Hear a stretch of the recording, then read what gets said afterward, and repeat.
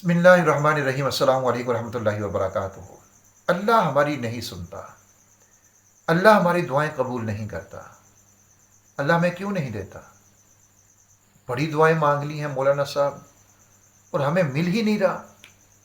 कितनी दुआएं हम मांगते हैं, हमें क्यों नहीं मिलता? वजीफे भी हमें करते हैं, फिर भी कुछ नहीं हासिल होता।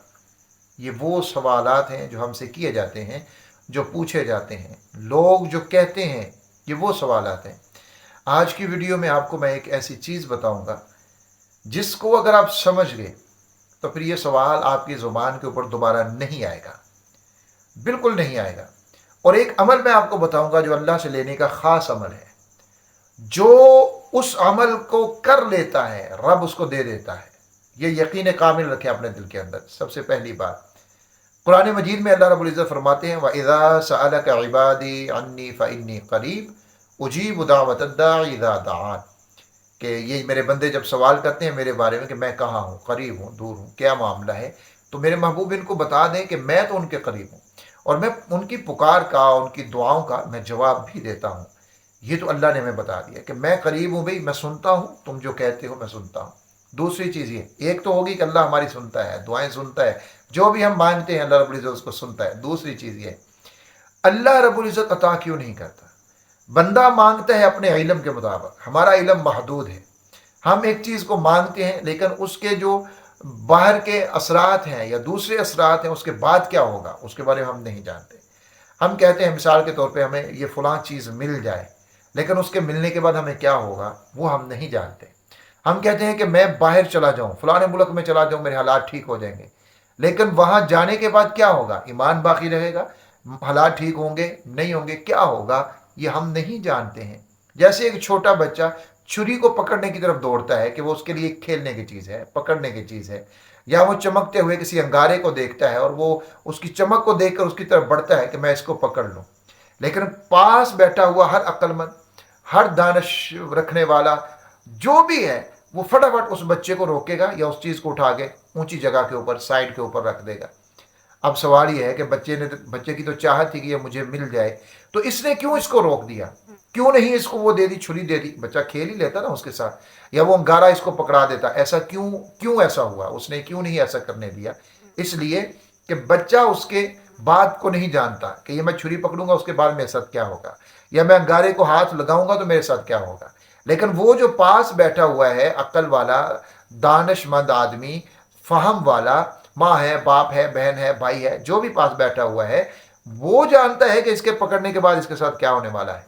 ये छुरी को पकड़ेगा तो क्या होगा, अंगारे को पकड़ेगा तो क्या होगा। हमारी अक्ल उस बच्चे की तरह है। हम एक चीज की तलब करते हैं, या अल्लाह हमें ये मिल जाए, हमें ये मिल जाए, लेकिन हम उसके बाद को नहीं जानते कि इसके बाद हमारे साथ क्या होने वाला है। अल्लाह हमारा जानता है, अल्लाह हमारा जानता है कि मेरे इस बंदे को ये चीज़ मिलेगी, इसके बाद क्या होगा।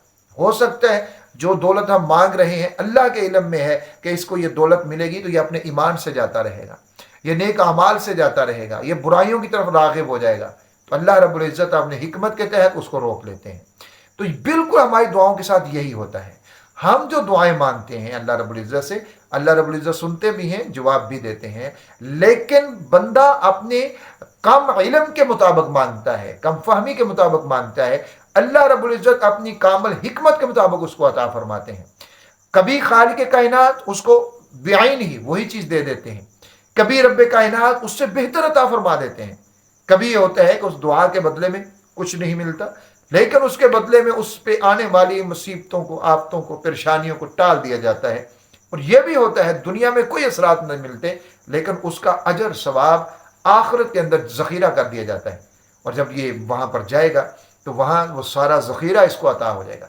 उम्मीद है ये दो बातें तो समझ आ गई होंगी। अब तीसरी बात है कि वो अमल जो मैं आपको बता रहा हूँ इसको आप कर कीजिए और अपने रब से लीजिए।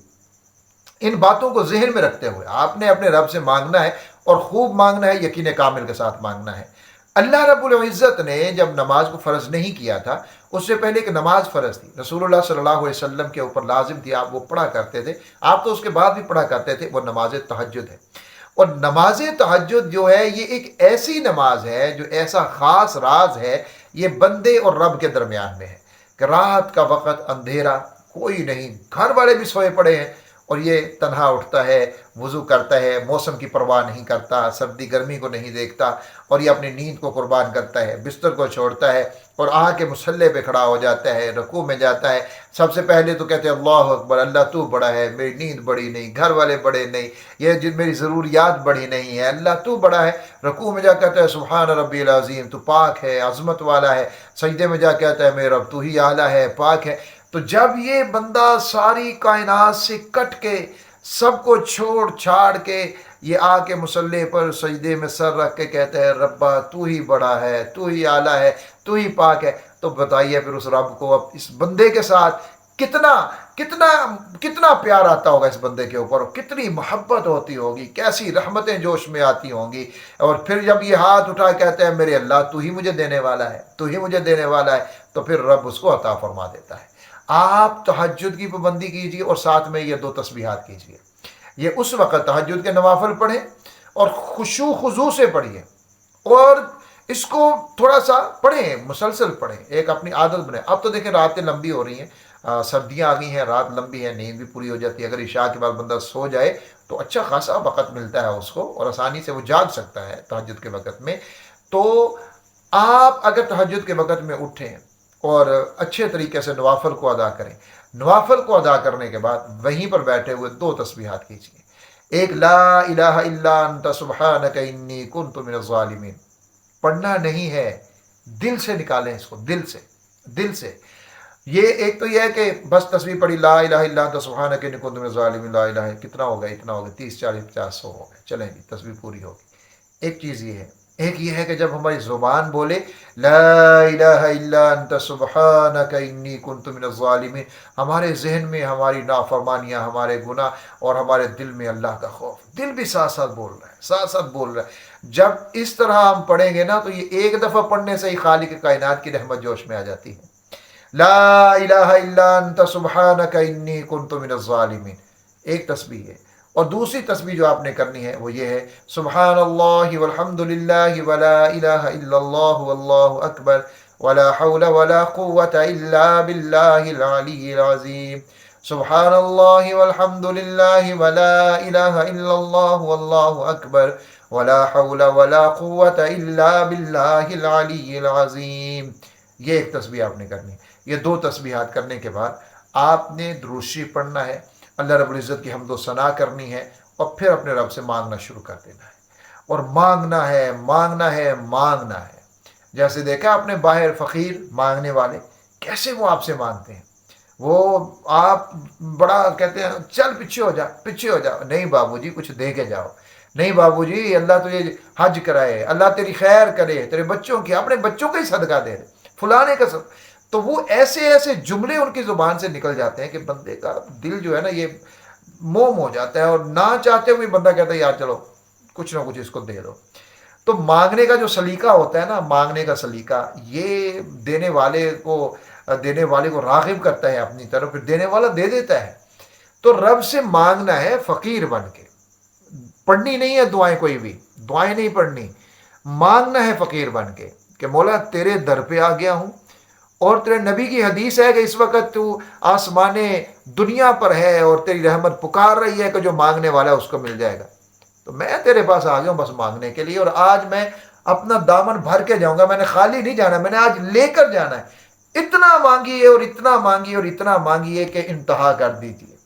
اور پھر دیکھیے کہ چند دن اگر آپ اس طرح تہجد پڑھ لیتے ہیں میرے عزیزوں، چند دن آپ خود دیکھیں گے کیسے کایا پلٹ، کایا پلٹ عمل، یہ کایا پلٹ عمل ہے، کایا پلٹ جاتی ہے، قسمت بدل جاتی ہے، رستے بدل جاتے ہیں، آسانیاں، راحتیں دنیا کا کوئی مسئلہ نہیں ہے بھائی جو یہاں پر حل نہیں ہوگا، کیونکہ یہ ہمارے رب کا ہے۔ ایک ڈاکٹر کے پاس جاتے ہیں، یہ آنکھوں کا اسپیشلسٹ ہے، یہ دانتوں کا اسپیشلسٹ ہے، یہ جگر کا، یہ معدے کا۔ میرا رب تو ساری کائنات کا ہے، وہ تو سب کا خالق و مالک ہے، اس کے پاس کسی ایک چیز کا نہیں کہ یہ مانگو گے تو ملے گی دوسری نہیں ملے گی، سب کچھ اس کے پاس موجود ہے۔ جو چاہو جتنا چاہو تم اس کے خزانوں سے لے سکتے، مانگو، خوب مانگو، رو کر گڑ گڑا کر، آج ان کے ساری، اور پیچھے پڑ جاؤ جیسے فقیر پیچھے پڑ جاتا ہے، مولا تم نے دینا ہی دینا ہے، یا اللہ تو نے دینا ہے، تیرے سوا تو میرا ہے ہی کوئی نہیں۔ اور حقیقت تو یہی ہے، ہمارا کون ہے اللہ کے سوا؟ وہ نہ دے تو ہمیں کہاں سے مل سکتا ہے؟ تو آپ بس یہ کیجئے اور پھر دیکھیے کہ کیسے زندگی بدلتی ہے، کیسے رب عطا فرماتا ہے، کیسے آپ کے سارے کام بن جاتے ہیں. ہر کام بنے گا انشاءاللہ تعالی، ہر کام بنے گا. جو بھی آپ کے کاروبار کے، رزق کے، ملازمت کے، شادی کے، شفا کے، جس طرح کے بھی آپ کے مسائل ہیں سارے بنیں گے. سب ٹھیک ہوگا، سب ٹھیک ہوگا، کیونکہ ٹھیک کرنے والا رب ہے. وہی ٹھیک کرنے والا ہے. اس کے پاس ساری طاقتیں ہیں، اس کے پاس ساری طاقتیں ہیں. اس سے ہم لینے والے ہوں گے تو پھر ہمیں مل جائے گا میرے بھائی. ہم جب اپنے رب سے لینے والے نہیں ہوتے اور ہماری دعائیں بھی ایسی ہوتی ہیں کہ بس دیکھتے ہیں ملتا ہے کہ نہیں ملتا، یعنی یقین نہیں ہوتا. اگر یقین کامل کے ساتھ دعا مانگی جائے تو پھر ضرور ملتا ہے. مجھے اپنی خصوصی دعاؤں کے اندر ضرور یاد رکھیے گا. اللہ رب العزت میری اور آپ کی سبھی حاجتوں کو پورا فرمائے.